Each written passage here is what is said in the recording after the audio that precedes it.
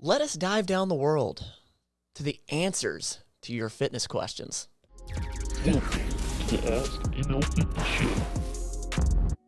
Welcome to the Ask ML Fit Show. I appreciate you sliding by. If you have questions, I hope that you'll drop them in the comments down below. So far, I've been pulling from places like Instagram, TikTok, Reddit, Google, everywhere, and I've been finding very interesting questions. I hope that you'll drop them down below. That's just it. Let's dive into it. So, first question, how much should I be doing? How much should I be doing? Well, what do you mean?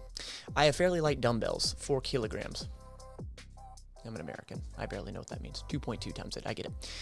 I have 4 kilograms at home. I can't afford to use the gym.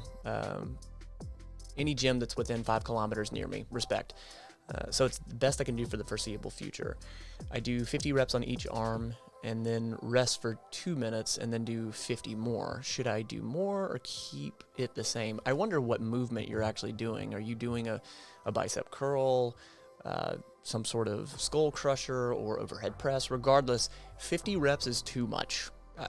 50 reps is a range that is you are at more risk of injuring a ligament or tendon because it's just so many reps that if you can do 50, you definitely need more weight or you need to alter it in some way. So seeing how you want to stick with the dumbbells, I would slow things down. So on the concentric and eccentric portions, so when you're going down, that eccentric portion, slow it down. On the way up, the concentric, slow it down. If you can get 50 reps going crazy slow, say 1 Mississippi, 2 Mississippi, and up 1 Mississippi, 2 Mississippi, then you're pretty friggin' strong. It's going to change it when you mess with that tempo. Also, throwing in some calisthenics, some bodyweight stuff, a lot of people sleep on it. I would change it. You're at a risk for injury. You really are. Next question. A total couch potato. Where to start? Hi all, I'm about me. 30-year-old female, normal BMI, and non-existent muscle tone. Never really worked out besides light cardio in college and walking / climbing exercises in early 20s. Always have been told I have a weak body, okay, and shouldn't push myself too hard. Sounds like you surround yourself with some jerks. So I didn't, and bam. Even trips to the grocery store because even trips to the grocery store became mildly uncomfortable on my feet, chest, and back. Interesting. Spent 10 years working a sedentary office job. Recently tried to do at least, come on now, you can do this. Tried to at least do light 10-minute exercises or yoga in the morning. Good for you. But even that is leaving me nauseous and exhausted. Everything is screwed up, LOL. Maybe there are some even lighter exercises I could start with. Is there any tutorials for hopeless cases like me? You're not hopeless. Maybe even a different subreddit in case I don't fit here. Nah. Beginner fitness. From everything I know about that subreddit, anyone and everyone that's a beginner is welcome. So don't put yourself down like that. I will tell you this, that there are some underrated things for fitness wellness. And probably the biggest underrated thing, because it sounds like what this person's dealing with, obviously they're a beginner.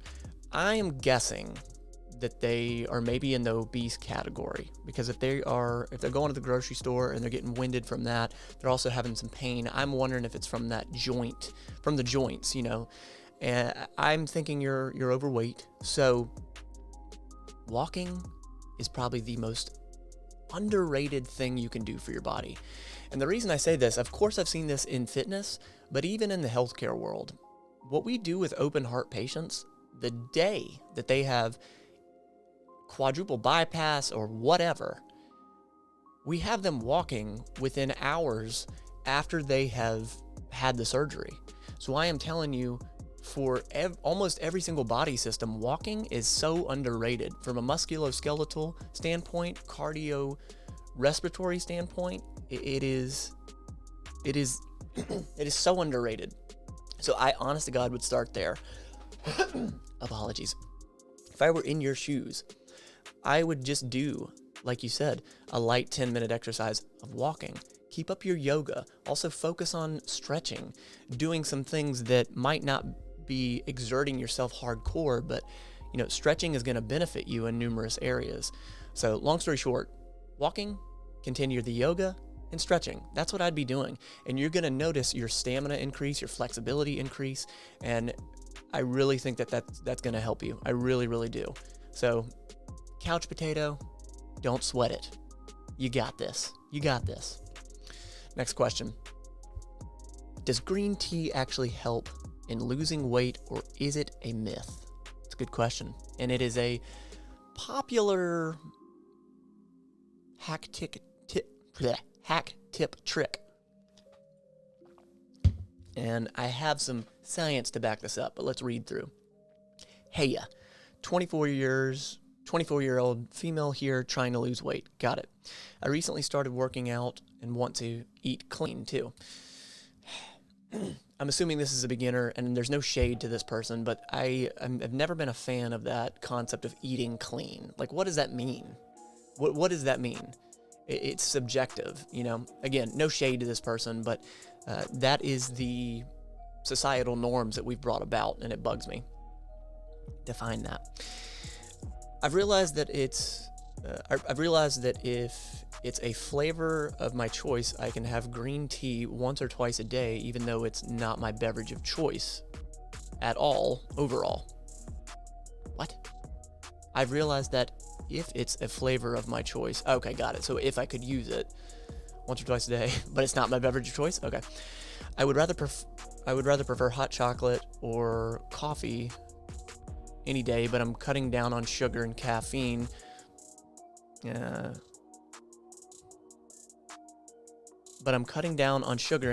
Is something my doctor has asked me to try and avoid. Okay, well, I mean, they make, low sugar or sugar-free hot chocolate, and coffee you can take black or with Splenda, which, whatever. Okay, all right, so I have vitiligo, and I'm on some steroid medications for the same. Okay, all right, understood. Also, I have rosacea, okay, and caffeine has previously caused flares. Understood. Wanted to know if incorporating green tea in your diet has actually helped any of y'all, or is it just one of those marketing/social media myths? Any stories, experience would be appreciated. Thanks. I'm going to link a study down below, and if I don't, call me on it. I'll put it down there. There have been studies that have come out and said that caffeine assists with fat loss, but that only works if you're in a calorie deficit. So it can help, it can assist, but if you're not in a calorie deficit, it will not matter. So it's not a myth that it can support fat loss, weight loss, but it's definitely overhyped. I think it's definitely overhyped. And that's the thing about green tea. Like, true green tea has caffeine in it. Coffee has caffeine in it. Sounds like for you, the caffeine is a detriment, and I would not lean on it. And it's definitely not something that you're missing out on, holy crap, if you can't use it. So don't sweat it. It's all good. That is awesome, though. I'm happy that you're searching.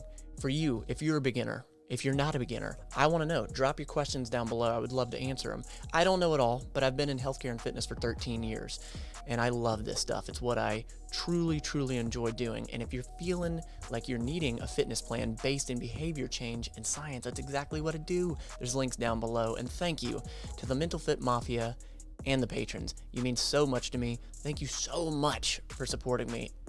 Please drop the questions down below. You don't have to be perfect at this Ask ML Fit Show thing. Just be better than yesterday. Every day. Yeah, little Jim Carrey there.